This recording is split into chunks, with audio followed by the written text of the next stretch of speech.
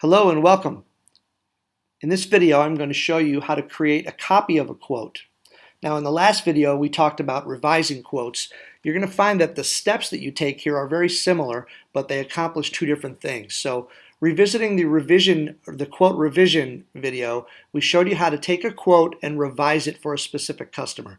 And what this would mean is you've quoted a particular body of work for them, and they call back and make a slight revision, and they want you to re-quote it. It's the same job, but with some slight differences.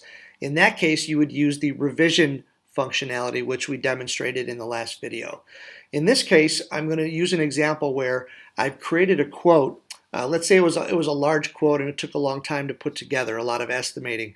And you get a year down the road, you get a similar job, and rather than go back to the beginning and start this all over, you can copy an old quote and use that as a template, and then all you have to do is make edits and refinements to it.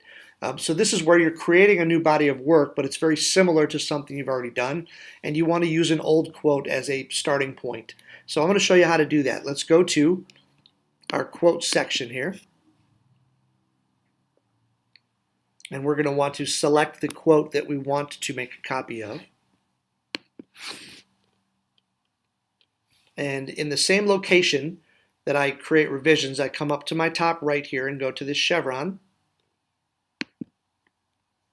And now I'm going to make a copy. Now notice it's got my copy all set for me, but now I'm going to go back and I can change my customer, change job info, adjust my job items, and do anything to it, but it's a new quote with a new system identification number. So in this case, I'm going to go call this my copy of another quote. In this case, you would put your job name. I'm going to save this. And now when I go to my quotes,